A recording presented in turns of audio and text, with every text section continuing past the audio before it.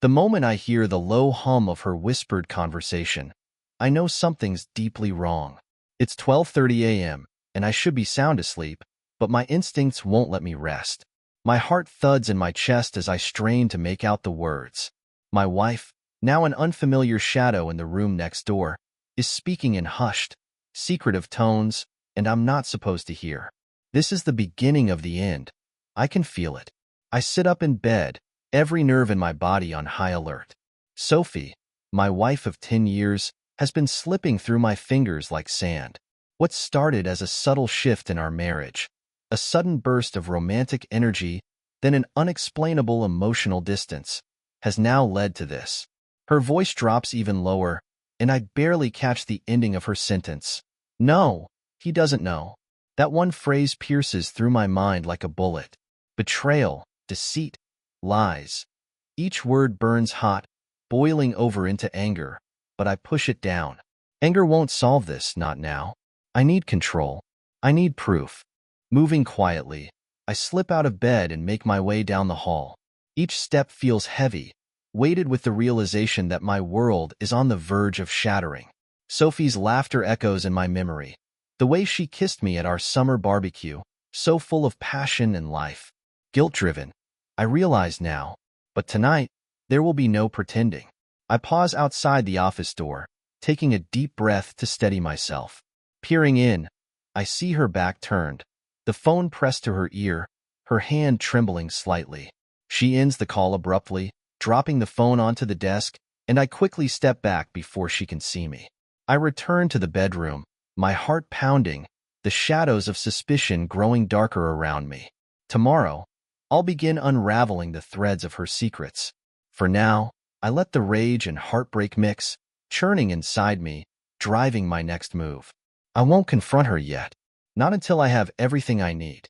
I lie awake for hours, every nerve in my body buzzing with anxiety. The house is too quiet, amplifying the pounding of my heart and the whisper of my breath. Sophie eventually slips into bed beside me, the mattress sinking under her weight. I pretend to be asleep, my face turned away, though every fiber of my being is alert to her presence. The scent of her perfume lingers, something floral and delicate, which she only wears when she's going out. The thought twists the knife deeper. My mind races, memories blending with the bitter present. How long has this been going on? How many lies has she woven, thinking I'd never notice? The next morning, I'm up early, fueled by a mix of dread and determination. Sophie is still in bed, the sheets pulled up around her shoulders, her hair splayed out on the pillow like nothing is wrong. But everything is wrong. I stand there, watching her for a moment, feeling the hurt, the betrayal, and something I can't quite place. Maybe regret, maybe disbelief. I head out to the garage, needing space to think. My hands shake as I unlock my toolbox. The familiar smell of motor oil and metal calms me slightly. This space, my own little sanctuary, has always been my place to think things through. And now, I need to plan. Carefully, methodically, without giving in to the rage clawing at my chest. I start with the basics. I've always been a problem solver. In my career as a software engineer, every issue has a solution, a way to deconstruct the problem until it's manageable. This situation? It's just another puzzle, albeit one that has ripped apart my heart. I decide to track Sophie's movements, discreetly. There's no room for error, and I can't confront her until I have undeniable proof. I dig into a drawer, pulling out a small GPS tracker I bought a year ago for a project that never panned out. It's compact, easy to hide. A piece of technology that could be the key to understanding what my wife has been up to when she vanishes for hours. The plan takes shape. Calm, calculated. I feel a strange sense of focus, almost detached from the hurt. I have to be smarter than the betrayal. By the time Sophie wakes up, I'm back in the kitchen, pretending to read the morning news on my tablet. She walks in, her hair tousled, wearing one of those oversized shirts that used to make me smile. Today, it just makes my stomach turn. "Morning," she says softly, her voice innocent, too damn normal. She moves to pour herself a cup of coffee, acting like last night's whispered secrets never happened. I force a smile, fighting to keep my face neutral. "Morning." The word feels like gravel in my throat, but I keep my composure. Now isn't the time to let anything slip. She needs to believe that I don't suspect a thing. She sips her coffee, her eyes drifting to the window. "You're up early," she comments. "Couldn't sleep," I say, which isn't exactly a lie. But I keep the bitterness out of my voice, focusing on stirring my own cup, as if my world isn't falling apart. We talk about mundane things, the weather, our plans for the week. She brings up dinner with friends on Friday, an event she knows I hate. The thought of her dragging me through our social routine, pretending everything is fine, makes my skin crawl. But I nod and agree, like the loving husband I'm supposed to be. Inside, though, I'm counting down the minutes until she leaves for work. The GPS tracker waits in my pocket, cold and heavy. When she finally grabs her bag and keys, I kiss her goodbye, the action mechanical, a reflex. She gives me a look, maybe confusion, maybe guilt, but I don't care. The door closes, and I wait until I hear her car pulling out of the driveway. Then, I move fast. Slipping into the garage, I find her car parked on the curb. With practiced ease, I bend down and stick the GPS device under the rear bumper, pressing it firmly into place. I take a deep breath, feeling a wave of anxiety, but I push it aside. This is just the beginning, I remind myself. The start of finding out the truth, no matter how ugly it may be. Once the device is secure, I step back, my hands trembling. Part of me wants to scream, wants to tear through the house and destroy every reminder of the life I thought we had. But I can't. I have to be smarter than that. I have to be in control. I head back inside and open my laptop, syncing the GPS tracker with my phone. Her location will update in real time, giving me every move she makes. As the software loads, I feel the weight of my decision. This isn't just about suspicion anymore. It's about facing the reality that my marriage may be built on lies. The first update comes in. Sophie's car is moving down the street, heading toward her supposed workplace. I watch the screen, knowing that soon there will be no more questions, only answers. I sit at my desk, eyes locked on the laptop screen, tracking Sophie's car as it makes its way across town. The little blue dot moves steadily, and I can't help but hold my breath, waiting for any deviation, any sign that she's not where she claims to be. She stops at her office building. The dot remains stationary for a while, and I feel a brief, absurd sense of relief. Maybe I'm wrong. Maybe there's some perfectly innocent explanation for everything. Maybe I'm the one losing my mind, turning our marriage into a conspiracy because I'm afraid to admit we've drifted apart. But no. The whisper of her voice last night, the way she said, "He doesn't know," keeps replaying in my head like a broken record. I know what I heard.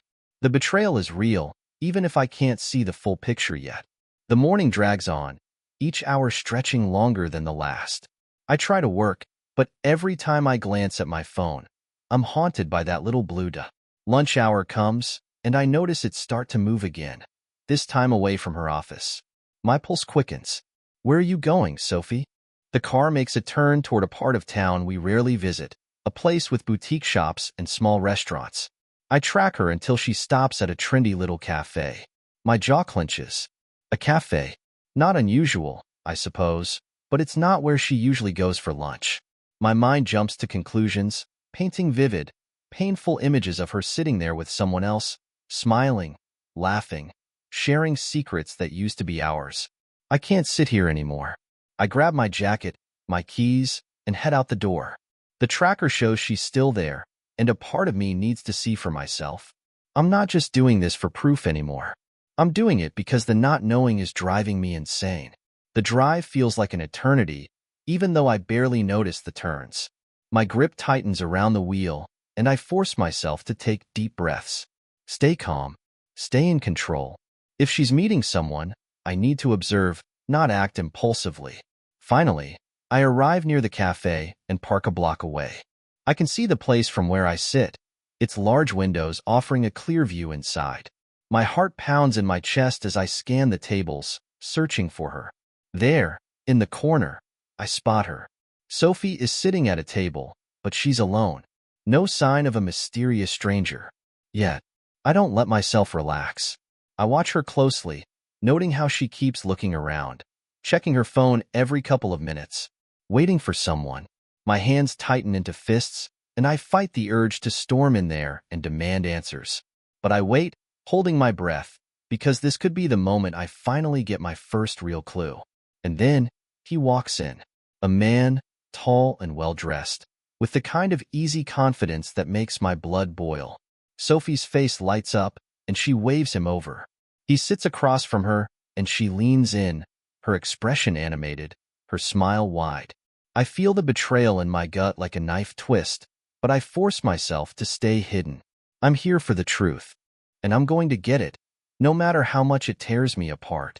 I grip the steering wheel so hard my knuckles turn white, the leather creaking under the pressure. From where I'm parked, I have the perfect vantage point to watch them through the large cafe window. Sophie is animated, leaning forward in her seat, her hands gesturing excitedly as she speaks to him. The man, tall, dark hair, and annoyingly handsome, laughs, a casual grin spreading across his face as if he's known her forever. Each laugh, each smile they exchange feels like a hammer blow to my chest. The way she looks at him, so engaged, so happy. It's like a knife twisting deeper with every second that passes. That look was mine once, reserved only for me, back when we were in love and full of dreams. Now, it feels like I'm watching an alternate reality, one where my marriage has been a complete illusion. But I can't lose control. Not yet. I grab my phone, snapping pictures through the windshield. They're blurry and amateurish, but it's enough to capture the scene. Evidence, I remind myself. I need all the pieces before I make my move. As I watch, the man reaches across the table, his hand brushing hers. Sophie doesn't pull away. Instead, she laughs and lets him linger, her smile softening into something I haven't seen in years. The anger inside me threatens to boil over, but I push it down. If I burst in there now, demanding explanations, I'll lose whatever upper hand I still have. No, I need to be smarter. I force myself to take a deep breath, fighting the storm raging inside me. This isn't just about my heartbreak. It's about confronting her betrayal on my own terms, not hers. She doesn't get to have the power anymore. Then, something unexpected happens. Sophie's smile falters for a split second, and she turns her head as if she senses something, or someone, watching her. My heart skips a beat, and I sink lower in the car seat, praying she doesn't spot me. But she only glances around for a moment, then shakes it off and returns to her conversation. I exhale, the tension easing only slightly. The man is talking now, and she listens, nodding as if whatever he's saying is the most important thing in the world. I watch, taking mental notes of every detail. His expensive-looking watch, the way he leans in close, too close, how she twirls a strand of her hair, something she used to do when she was nervous or excited. I can't stay here much longer without risking being seen, but I've gathered enough for today. I've seen the truth with my own eyes, and it's as painful as I imagined. I snap one last photo and put the car in gear, pulling away from the curb with my heart hammering and my mind spinning with questions. Who is this man? How long has this been going on? And, most importantly, how am I going to make her pay for tearing our life apart? I drive back home in a daze, the images of Sophie and that stranger burned into my mind. The way she laughed with him, the ease with which she touched his hand. It's like watching my entire world being rewritten, twisted into something unrecognizable. By the time I pull into our driveway, the anger has settled into something colder, more resolute. My hands are steady as I cut the engine, and my breath no longer comes in ragged gasps. If she thinks she can get away with this, she has another thing coming. Inside, the house feels eerily quiet. The ghost of our life together still lingers in every room, mocking me. I head straight for my office, where I spread the photos out on my desk, staring at them as if the paper itself holds answers. Each one captures a moment of her betrayal, proof that the woman I trusted with my heart has been lying to my face.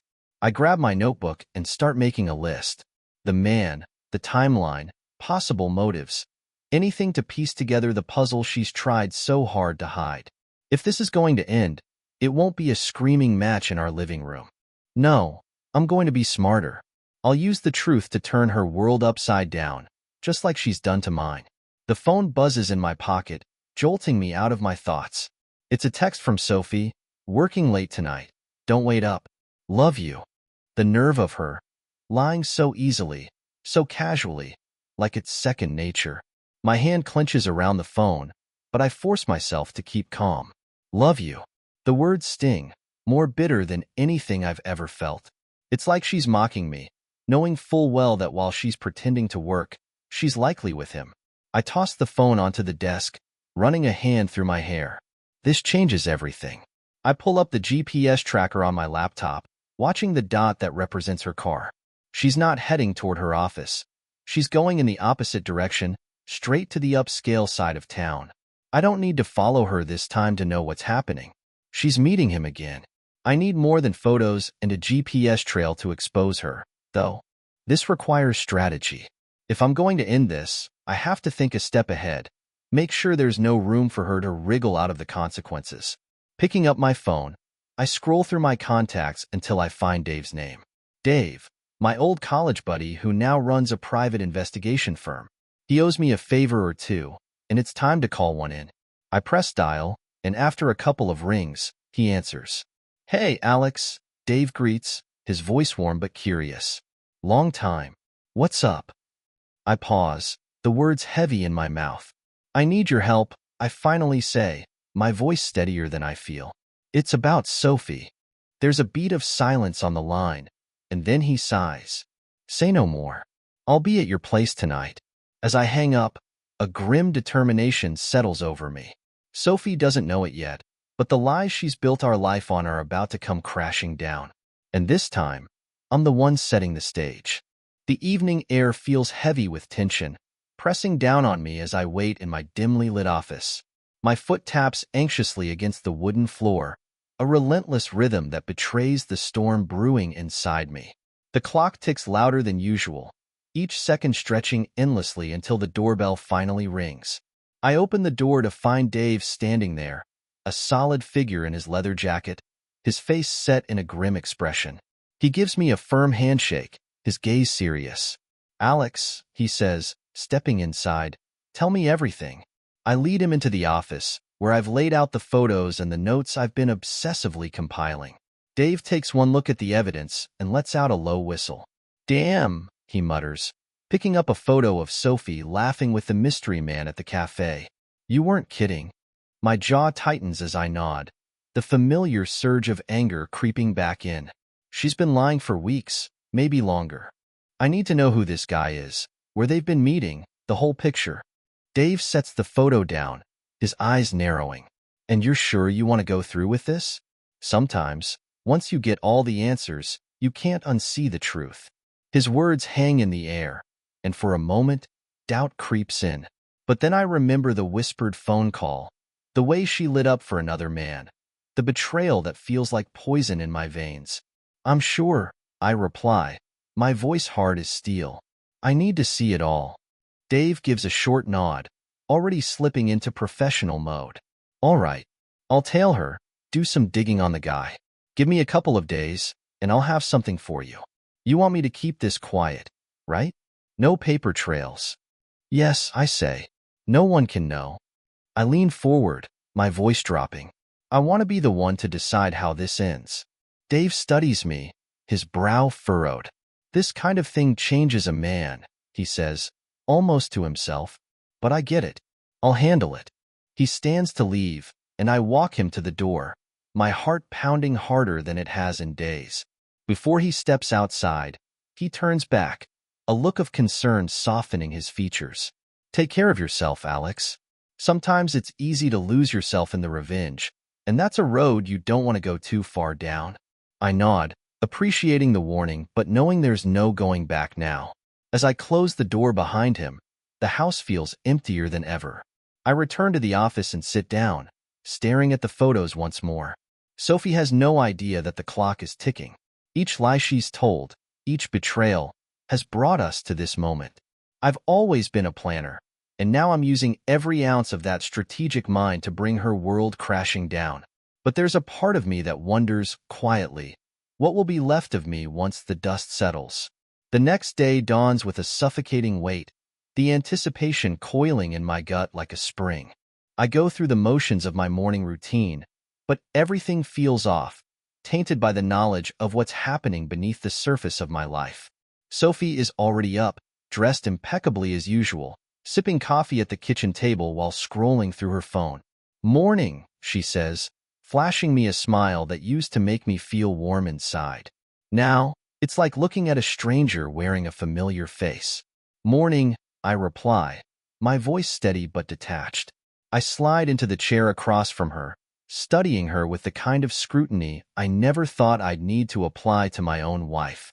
Every gesture, every twitch of her lips, it all feels calculated, deliberate. She sets her phone down and looks at me. "You seem distant," she comments, tilting her head, her eyes searching mine. For a split second, I wonder if she's caught on, if she knows that I'm no longer the clueless husband she thought she could deceive. But her expression is casual, almost bored, and I realize she's just playing her part. I force a smile, one that feels like it stretches my face too thin. "Work stuff," I lie, knowing it's a convenient excuse she's used 1,000 times herself. "Deadlines coming up." Her eyes linger on me, and then she shrugs, satisfied. "Well, don't overwork yourself," she says. "I'll be late tonight again. Board meeting." The casual lie rolls off her tongue so effortlessly that it makes my blood boil. I nod, my fingers curling into fists beneath the table. "Sure," I say, keeping my voice level. "Don't wait up for me either. I've got a long day." We finish breakfast in relative silence, but inside, I'm bracing for what's to come. Today, Dave starts his surveillance, and soon enough, I'll have answers. It's only a matter of time. Sophie leaves first, with a distracted kiss on my cheek and a promise to call later. I watch her pull out of the driveway, her car disappearing down the street. As soon as she's gone, I grab my phone, checking the GPS tracker. She's heading in the expected direction, for now. The hours tick by slowly, every second an exercise in patience. I try to focus on my work, but my mind keeps circling back to the photos, the tracker, and the sick feeling of betrayal I can't shake. By lunchtime, I'm pacing the living room, my phone clutched in my hand. Finally, a text from Dave lights up my screen. "They're meeting at Willow Creek Park. Got a camera on them. You'll have what you need by tonight." My hands shake as I read the message. Willow Creek Park, the place we used to go together, back when we were still happy, when we still felt like partners. The thought of her meeting another man there is a bitter pill to swallow. I force myself to sit down, breathing deeply to calm the rage building inside me. This is the moment I've been waiting for. The evidence will be undeniable, and then, finally, I'll have the leverage I need. No more doubts. No more uncertainty. But as I wait, the question that haunts me the most isn't about her. It's about me. Will this proof bring closure, or will it just open wounds so deep they never heal? The day drags on, each tick of the clock pounding like a hammer in my skull. I can't concentrate on anything, my mind spinning with thoughts of Sophie and the stranger. I keep checking my phone, hoping for updates from Dave, even though he said he'd send everything tonight. Patience has never been this hard. Finally, evening settles over the house, painting the rooms in shades of gold and shadow. I hear the faint hum of a car engine pulling into the driveway, and my heart jumps into my throat. Sophie is home. I brace myself, running through my mental script of pretending everything is fine. She comes in with a casual ease, her smile easy and familiar. "Hey," she says, dropping her bag by the door and slipping off her shoes. "How was your day?" I stand there, my hands shoved into my pockets to hide their shaking. "Busy," I say, forcing a smile. "Yours?" She shrugs, walking past me into the kitchen. "Same. Long meetings. Exhausting." She pours herself a glass of wine, her back to me, completely unaware that I'm cataloging every lie she tells. She sips, her shoulders relaxing, and I feel a surge of anger at how effortlessly she acts, like she isn't tearing our life apart behind my back. "Dinner?" she asks, turning to me with that practiced smile, like we're just any married couple, like she's still mine. "Actually," I say, my voice calm and measured, "I've got something to take care of. Work stuff." Her smile falters, just a flicker of surprise, but she covers it quickly. Oh, all right. Don't stay out too late. I nod, grabbing my keys and heading for the door, my heart pounding harder with every step.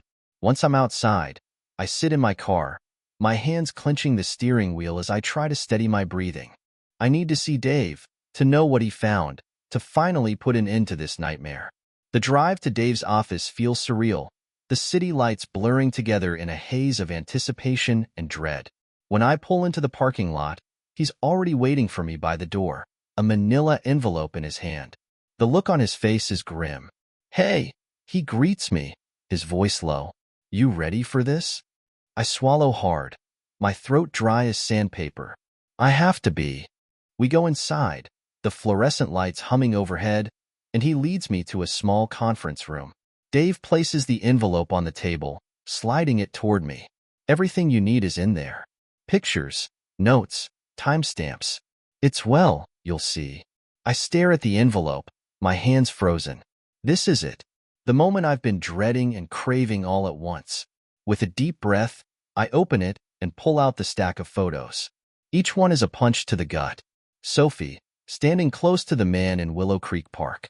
His hand on her lower back, guiding her toward a secluded bench. The two of them laughing, their heads tilted close together. And finally, the image that breaks something inside me. Them kissing, her hands tangled in his hair, her body pressed against his like it's the most natural thing in the world. My vision blurs with rage, my hands trembling as I flip through the images. Dave doesn't say anything, just watches me with a look of pity and understanding. I'm sorry, man, he finally says. I know it's brutal. Brutal doesn't begin to cover it.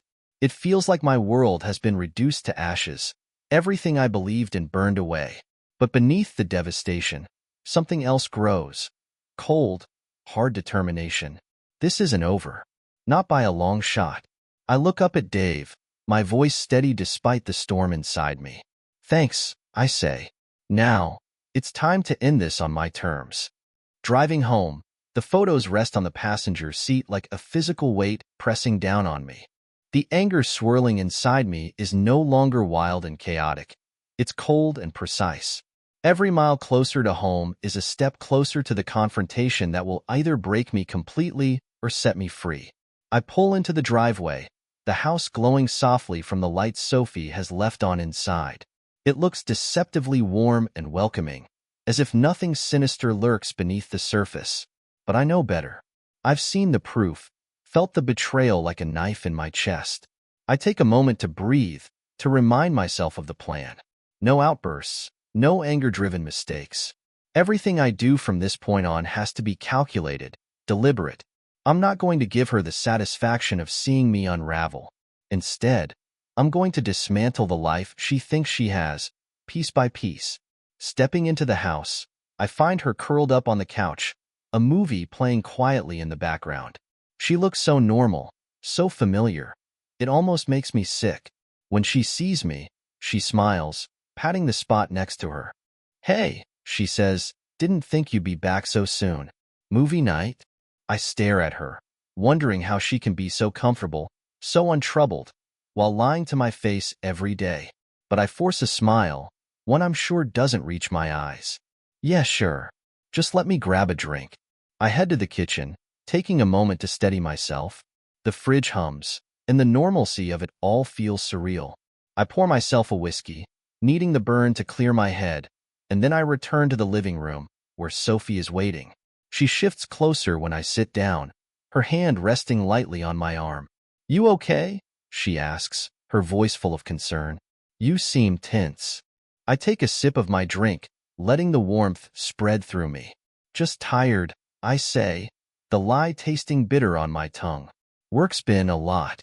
She nods, buying the lie easily, and leans her head on my shoulder. The contact is excruciating, a reminder of the intimacy we've lost, or maybe never really had. I let her stay there for a moment, my mind racing, thinking of the right way to set everything into motion. The next step is going to be the hardest. I need her to believe that nothing is wrong, that I haven't caught onto her lies. Because when I make my move, it has to hit her like a tidal wave, undeniable, inescapable. I'm going to make sure she knows exactly what she's destroyed. We watch the movie in silence, though I don't process a single scene. Instead, I feel the tension coil tighter inside me, ready to snap. But not yet. I force myself to bide my time, knowing that every second I wait brings me closer to the perfect execution of my plan. As the credits roll, Sophie yawns, stretching lazily. "I'm going to bed," she murmurs, leaning in to kiss my cheek. I fight the urge to recoil, to pull away from the contact, and instead I nod, offering her a neutral smile. "Be there in a minute," I reply, and she disappears down the hall. The moment she's gone, I grab my phone and open the notes I've been making. Every detail, every step of my plan, outlined clearly. Sophie may have taken me for a fool, but she's about to learn that I'm far from it. And soon, she'll feel the full weight of her betrayal. I sit in the dark living room long after Sophie has gone to bed, the house draped in a heavy, suffocating quiet. My whiskey glass is empty, and the buzz of the alcohol does little to dull the raw edges of my anger.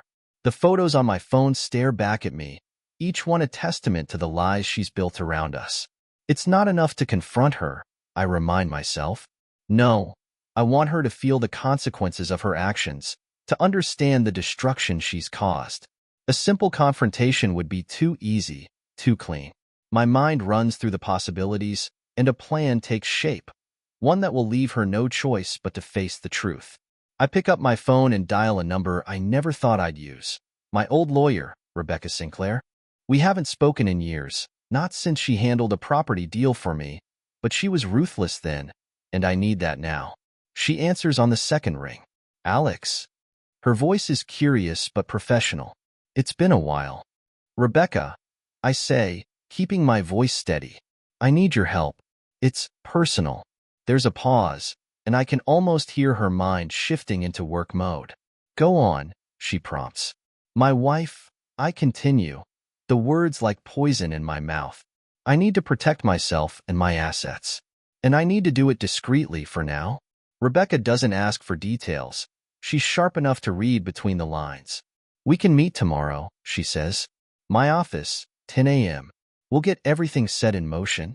I thank her and hang up, feeling a grim satisfaction. Sophie has no idea what's coming. By the time I'm done, she won't just be dealing with a crumbling marriage. She'll be dealing with the fallout in every part of her life. Financial, social, emotional, all of it. I set the phone down and let out a long, unsteady breath. The plan is starting to take shape, but it doesn't make the pain go away. If anything, the reality of what I'm about to do settles heavily on my chest. The life I thought we were building together is gone, and the woman I loved is just a stranger who wears my wife's face. I stand, my legs feeling like lead, and head down the hall toward the bedroom. The door creaks softly as I push it open, and there she is, lying peacefully under the covers, oblivious to the storm she's created. The moonlight spills across her face, and for a brief, agonizing moment, I remember the early days. The laughter, the love, the dreams we built together. It makes the betrayal sting even more. I climb into bed beside her, careful not to wake her, and stare at the ceiling. The anger and hurt swirl inside me, but I know that letting them control me would be a mistake. This has to be done right. As sleep starts to pull at the edges of my consciousness, I remind myself of the truth. Sophie made her choices. Now, it's my turn. The next morning dawns with a bleak gray light filtering through the curtains. Sophie stirs beside me, stretching and letting out a soft sigh, completely unaware of the firestorm brewing just beneath the surface. She rolls over, her eyes fluttering open, and smiles at me. "Morning," she says, her voice soft and familiar, like nothing has changed, like she hasn't spent the last few months lying to me, ripping apart the life we built. I force a smile, trying to keep the disgust and betrayal from showing. "Morning," I reply, my tone as casual as I can manage. I've gotten good at pretending, at playing the role of the oblivious husband. But today, every word, every look feels like a lie of its own. Sophie slips out of bed, and I watch her move around the room, grabbing her clothes and heading for the shower. Once she's out of sight, I get up and head into the kitchen. The anxiety buzzing in my chest is tempered by the cold determination I've anchored myself to. Today is the day I start taking back control. I'm at Rebecca's office by 10 a.m. sharp. She greets me with a firm handshake, her eyes sharp and curious. "Alex," she says, motioning for me to sit. "Let's talk." We sit across from each other, the polished wooden desk between us. I take a breath, steadying myself before laying it all out. "My wife is having an affair," I say, my voice even despite the fury boiling under the surface. I need to protect myself. I want to make sure she can't take anything more from me. Rebecca leans forward, her hands clasped in front of her. "How long has this been going on?" she asks, her voice calm but serious. "Long enough," I reply. "I have evidence, photos, GPS tracking data, the works. But I want to do this quietly, at least for now. She doesn't know I'm onto her." Rebecca nods, considering my words carefully. "Okay," she says. "We'll start with a full financial review. If you've got joint accounts, we'll look at how to minimize your exposure. We'll also make sure you have a backup plan in case she tries to pull anything once you confront her." Her efficiency is comforting, a reminder that I'm not as powerless as I felt. "Thank you," I say, meaning it. Having a plan, knowing I'm taking action, it feels like the first real step toward regaining control. She gives me a small smile, all business. "This is never easy, Alex, but you're doing the right thing. And if she's the one who's betrayed your marriage, we'll make sure she doesn't walk away unscathed." When I leave her office, I feel a sense of grim purpose. Sophie has no idea that her carefully constructed world is about to collapse. I've been patient. I've given her the benefit of the doubt for too long, but that's over. The chess game has begun, and I'm determined to win. Back home, Sophie is gone, off to work, or so she claims. I check the GPS tracker on my phone, watching her car's location as it sits parked not at her office, but across town at a familiar spot, the cafe. I grit my teeth, the images of her with that man flashing in my mind. But instead of anger, I feel a sense of calm resolve. Let her think she's safe. Let her think she's untouchable. By the time she realizes what's happening, it'll be too late. I sit down at the kitchen table, making a list of everything I still need to do. Every step I need to take to make sure Sophie knows the full extent of what she's lost. And with each item I write down, I feel a little more in control, a little more ready for what's coming. The rest of the day passes in a tense, focused haze. I'm determined not to waste a single moment. Each step in my plan is meticulously crafted, each move calculated to protect myself and to expose Sophie's betrayal in a way she'll never forget. It's not about revenge, I tell myself. It's about reclaiming my life, my dignity. I've just finished securing access to my personal bank account and shifting funds when my phone buzzes with a text. It's Dave. Got more photos. He's definitely not just a friend. Want me to swing by tonight? My grip tightens on the phone. More proof, more lies. The anger is a familiar flame now, but I breathe deeply, controlling it. "Yes," I reply, my fingers steady. "Come over at 8. Sophie gets home around 6:30, the house filling with her usual blend of perfume and laughter as she drops her things on the counter. "Hey," she calls, sounding cheerful, almost too cheerful. It's a performance, one I'm no longer fooled by. "Hey," I reply, turning to face her, my smile practiced. The years of love, of comfort, feel distant now, like memories belonging to someone else. I watch her as she moves through the kitchen, opening a bottle of wine. She's glowing, carefree, but I can't help but wonder if that happiness comes from the man she's meeting in secret. "How was your day?" she asks, pouring a glass and offering it to me. Her voice is casual, but there's an edge to it, like she's testing the waters. I accept the glass, swirling the wine thoughtfully. "Busy?" I say, keeping my tone light. "How about yours?" She hesitates for a split second, and I almost enjoy watching her think up the next lie. "Oh, she says, waving a hand. "Endless meetings. Nothing exciting." She takes a sip of her wine, and I have to look away, or I'll lose the mask I'm wearing. I force myself to laugh, to play along. "Sounds exhausting," I say, even though I know the truth is far from boring meetings and office work. It's strange, the ease with which we both lie to each other, acting out a script that has no basis in reality. We talk through dinner, an empty conversation about mundane topics.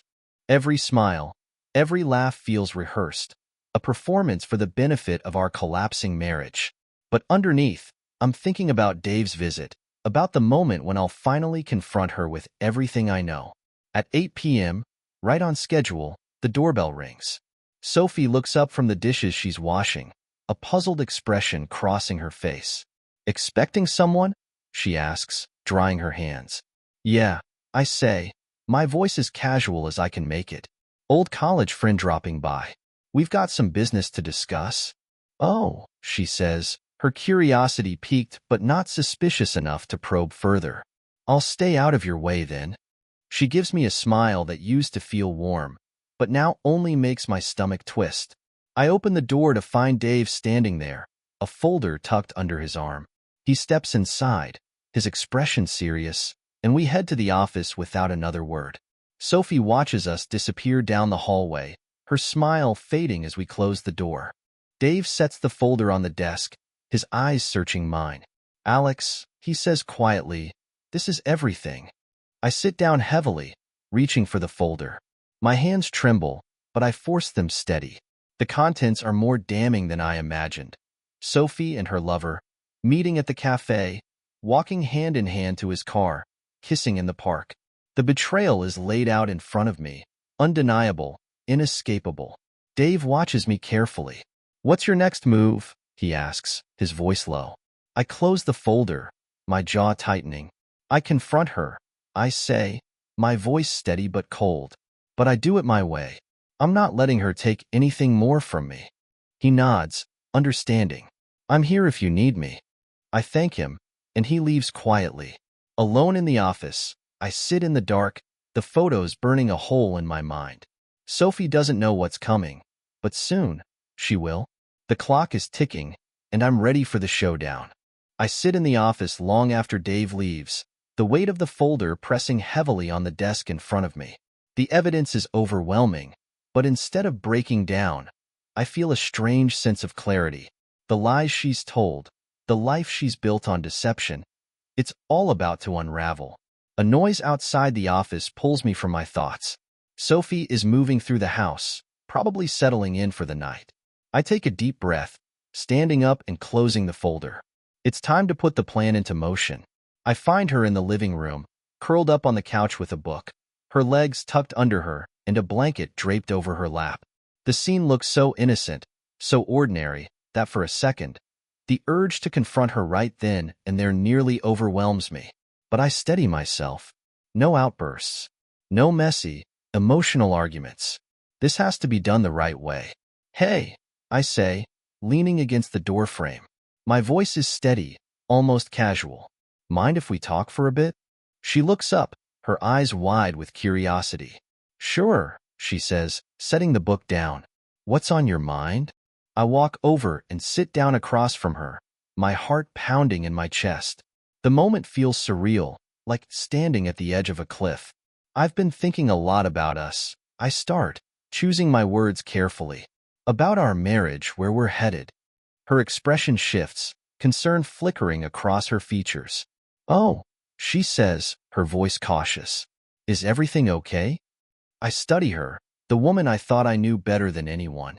How many times has she lied to my face, smiled at me while hiding this affair? I can feel the anger bubbling up, but I push it back down. "I don't know," I say, finally. "That's what I've been trying to figure out." Her brow furrows, and she leans forward slightly. "Alex, if there's something wrong, we can talk about it. I mean, marriage isn't always perfect, but we can work through things." The way she speaks, so sincere, so convincing, makes me almost doubt myself for a fraction of a second. But then I remember the photos, the whispered phone calls, the late nights that were never about work. I shake my head slowly. "Can we?" I ask, my voice dropping. "Because I feel like there's a lot you haven't been honest about." Her face pales, and her eyes dart away, a flash of guilt passing over her features. It's so brief, so fleeting, that I might have missed it if I didn't know what I was looking for. What do you mean? She asks, her voice tight. I lean forward, my eyes locked onto hers. You tell me, I say, letting the silence stretch between us. What have you been hiding, Sophie? Her mouth opens, but no words come out. For the first time, I see real panic in her eyes, and it's almost satisfying. She shifts uncomfortably, her hands twisting in her lap. Alex, she whispers, I don't know what you're talking about. I feel a bitter smile tug at my lips. No? I stand, walking over to the side table where I've left my phone. I open the photo gallery and select the damning images, holding the screen out to her. Then explain these. Her eyes go wide, and she stares at the photos, her face draining of color. The shock, the horror. It's all there, plain as day. She reaches out, her hands shaking. Where did you get these? She demands, her voice cracking. I pull the phone back, my own voice cold and controlled. It doesn't matter, I say. What matters is that I know everything. Sophie's mouth moves, but no sound comes out. She looks at me, truly seeing the fury and heartbreak in my eyes, and I watch as the walls she's built around herself start to crumble. Sophie's hands shake as she tries to form words, her mouth opening and closing uselessly. The silence between us is thick and suffocating, broken only by the faint hum of the heater kicking on in the background. I wait, my heart pounding, for her to speak, to defend herself, to lie. Alex, she finally whispers, her voice so small it's almost unrecognizable. I can explain. I almost laugh, a bitter, hollow sound that feels wrong coming out of my mouth. Explain? I echo. What is there to explain, Sophie? The photos don't lie. The late nights, the excuses, all the bullshit you fed me while sneaking around with him. I gesture to the phone, feeling the cold anger coursing through me. So go ahead. Explain. Her eyes fill with tears, and she covers her mouth with one trembling hand. It wasn't supposed to be like this, she says, her voice cracking. I never meant to hurt you. I shake my head, feeling disbelief and fury swirling inside me. Never meant to hurt me? You've been lying to me for months. You destroyed everything we built together, and you think an apology is going to fix that? Her tears spill over, and she clutches the blanket tighter around herself, as if it could shield her from the truth. I was confused, she tries, her voice breaking. I was unhappy, and I made a mistake. Please, Alex, I love you. The words make me want to scream. Love? How could she still claim that after what she's done? I stand up, running a hand through my hair, pacing to keep myself from losing control. You love me? I spit out. You don't get to use that word. Not after you betrayed me. She rises from the couch, her hands outstretched in a desperate attempt to reach me. Please, she begs, her voice desperate and raw. Let's talk about this. We can work through it. I'll do whatever it takes. I stop, turning to face her, and for a moment, I see the woman I used to love, the one I trusted more than anyone. But that woman is gone, replaced by someone I don't recognize. Do you have any idea what you've done? I ask, my voice lowering. You didn't just cheat on me. You made me question everything. You made me feel like a fool. Her tears fall faster, but I can't bring myself to care. This pain isn't something an apology can heal. Alex, she sobs, I was lost. I didn't know what I wanted, but I know now. Please, don't throw away everything we've built. I let out a harsh breath, the weight of her betrayal pressing down on me. The rage is still there, but beneath it, there's a hollow emptiness. The life I thought I had, the woman I thought I knew, are gone. Everything we've built? I repeat, my voice dangerously calm. You already threw it away. Her face crumples, and she collapses onto the couch, sobbing into her hands. But I feel no pity, no sympathy. Instead, I feel a sense of grim determination. This isn't just about confronting her. It's about reclaiming my life from the wreckage she created. I straighten, looking down at her one last time. I'll be staying somewhere else tonight, I say, my voice resolute. We'll talk about the details later. But for now, I'm done. Her sobs grow louder, but I don't look back. I grab my keys and walk out the door, the cold night air biting at my skin. The pain is there, raw and bleeding, but I feel a strange sense of relief, too. For the first time in months, I'm the one in control, and Sophie is left to face the ruins of her lies. As I drive away, the road ahead seems uncertain and dark, but I know one thing for sure. I'm not the fool she took me for. And this is only the beginning of my new life, one where I refuse to be a victim of her betrayal. I drive through the dark, empty streets, the city lights blurring around me. The weight of everything I've just done, confronting Sophie, walking out, setting my life on a path I never imagined, presses down on me. The reality of it is overwhelming, but underneath it, there's a flicker of something else: freedom. I pull into the parking lot of a small, roadside motel, the neon vacancy sign flickering in and out. It's not ideal, but it's a place to think. A place where I can breathe without feeling suffocated by the walls of a house that no longer feels like home. I check in quickly, the desk clerk not even bothering to make small talk as he slides a room key across the counter. Inside the room, I sit heavily on the edge of the bed, staring at the bland decor, the scratchy floral bedspread, the tiny TV that looks like it hasn't been used in years. This is where I am now, a far cry from the life I thought I had. It's humbling, sobering, and it makes the anger flare up all over again. My phone buzzes, pulling me from my thoughts. It's a message from Rebecca. Let me know when you're ready to discuss the next steps. I don't respond right away. Instead, I scroll through my contacts until I find the one person who has been a steady presence in my life, even when things were falling apart. My best friend, Aaron. He's the guy who warned me about Sophie, the one who told me to trust my instincts when I started doubting myself. I press call, and he picks up on the second ring. Alex. Aaron's voice is groggy, like I've woken him up. Everything okay, man? I let out a shaky breath. Not really, I admit. The words heavy with everything I've been holding in. I did it. I confronted her. I walked out. There's a beat of silence, and then Aaron lets out a low whistle. Shit, he says. I'm sorry, man, but I'm proud of you. It takes guts to do what you did. The knot in my chest loosens slightly. Thanks, I say. It's just, everything feels like it's spiraling. I don't know what to do next. Aaron is quiet for a moment, then his voice softens. Take it one step at a time, he says. You did the hardest part. Now, you focus on rebuilding, on taking care of yourself. You've got people who care about you, who'll have your back. I close my eyes, feeling a rush of gratitude. Thanks, Aaron. Really. We talk for a few more minutes, and by the time I hang up, the crushing weight on my chest feels a little lighter. I'm still angry, still hurt, but I'm not alone. There are people who have my back, who'll help me through this. As I lie back on the stiff motel bed, I think about Sophie, probably still crying on the couch, surrounded by the mess she made. For a moment, I wonder if she really does regret it, if she's truly sorry. But then I remember the lies, the way she clung to her affair even after I gave her a chance to be honest. Her tears don't change what she did. Sleep comes slowly, but eventually exhaustion takes over.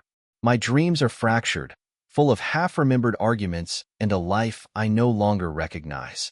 But when I wake up, the first rays of morning light breaking through the curtains, I know one thing for certain. I'm not going to let this break me. This is just the beginning of a new chapter. One where I call the shots, where I finally put myself first. The morning light streams through the thin motel curtains, painting the room in a dull, washed-out glow. I lie there for a moment, staring at the ceiling, trying to let the reality of my new situation sink in. My chest feels heavy, but there's also a strange sense of relief. The worst part is over. I confronted Sophie, I walked out, and now it's about moving forward. My phone buzzes on the nightstand, jolting me back to the present. I reach for it, half expecting to see a flood of messages from Sophie. Instead, it's a text from Dave. Call me when you're up. Got more info that might change things. My heart skips a beat, the familiar tension coiling in my stomach. What more could there be? I sit up, rubbing the sleep from my eyes, and quickly dial Dave's number. He picks up almost immediately. Hey, Alex, he says, his voice serious. You got a minute? Yeah, I reply, my pulse quickening. What's going on? Dave sighs, the sound heavy with something I can't quite place. So, I kept digging, like you asked, he begins. And I found something bigger than just an affair. This guy Sophie's been seeing? He's not just some random fling. He's connected. Connected? I echo, confusion and worry mixing in my gut. What do you mean? I did a background check, Dave explains. He's a high-profile real estate developer with ties to some shady financial dealings. We're talking offshore accounts, possible money laundering, the works. And here's the kicker. There's a chance Sophie might be involved. Her name popped up in a few suspicious transactions. I sit there, stunned, the phone pressed to my ear. This is more than I ever anticipated, more than just a betrayal of our marriage. You're saying she might be mixed up in something criminal? It's looking that way, Dave confirms. I thought you should know. If this goes public, it won't just be a messy divorce. It could ruin her. And you, if she tries to drag you into it. My head spins, the weight of this new information pressing down on me. I thought I was prepared for the fallout of her affair, but this is something entirely different. What do I do? I ask, my voice strained. Play it smart, Dave advises. We need to protect you. I've got a contact who specializes in financial crime cases. I can set up a meeting if you're ready. I take a deep breath, trying to process everything. The betrayal, the lies, and now the potential criminal implications. It's almost too much. But I know one thing for sure. I can't let Sophie's choices destroy me any more than they already have. Set it up, I say, determination hardening my voice. Let's make sure I'm covered. After I hang up, I sit there for a moment, the motel room closing in around me. Sophie's betrayal was already a deep wound, but now it feels like a bomb waiting to go off. If she's involved in something criminal, I need to be prepared for anything. I pull myself together and get dressed, my mind racing with the possibilities. It's time to fight back, to make sure I come out of this hole, no matter what it takes. The day ahead feels like the start of a new battle, one I never wanted but have no choice but to face. As I head out the door, the morning air feels crisp and cold, a stark contrast to the chaos boiling inside me. But I refuse to be a victim of Sophie's choices. This time, I'm ready to fight for my future, and nothing is going to catch me off guard. The drive to my meeting with Dave's contact feels surreal, like I'm navigating through a fog I can't shake. The city rushes by outside my window, but all I can think about are the layers of deception that have unraveled in the past few days. Sophie's betrayal was one thing, but the idea that she's mixed up in something criminal is a whole new nightmare. I park outside the nondescript law office, the nameplate on the door reading Mason and Green, Financial Crimes Division. The place looks ordinary enough, but I know better. This is where people come when their lives are spiraling out of control, when they need protection from something much bigger than themselves. Inside, a woman with sharp eyes and a crisp suit greets me. Mr. Hall? She asks, extending her hand. I'm Sandra Mason. Dave briefed me on your situation.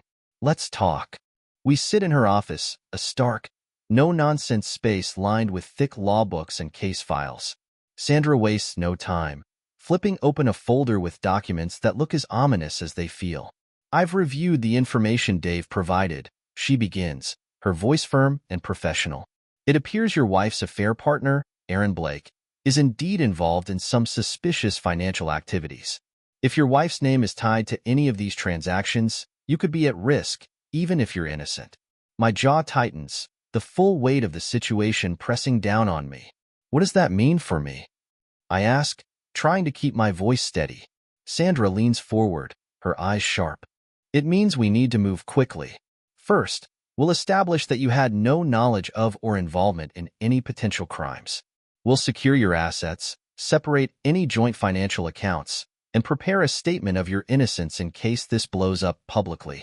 And if it comes to it, we'll provide evidence that shows you're not complicit. The words hit hard, each one driving home how serious this is. I nod, the resolve inside me hardening even more. Do whatever you need to, I say. I'm not going down for her mistakes. Sandra's expression softens slightly. I understand this is a lot to handle, she says, but with the steps we're taking, You'll be protected. We go over the plan, each step more detailed than the last. By the time I leave her office, my mind is spinning, but there's also a sense of grim purpose. This isn't just about exposing Sophie's affair anymore. It's about survival, about making sure I'm not pulled under by the wreckage of her life. Back in the car, I sit for a moment, my hands gripping the steering wheel. The anger, the hurt, the betrayal, it all fuels me. But now there's something else, determination. I refuse to be a casualty of her choices. I'm going to come out of this stronger, smarter, and unbroken. I drive away, the city lights blurring in the distance, knowing that the battle is far from over. But for the first time, I feel like I'm fighting back.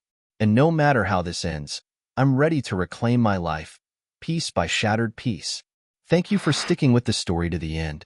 I hope it captured the suspense and emotional intensity you were looking for. If you have any feedback or would like to explore another angle, feel free to let me know.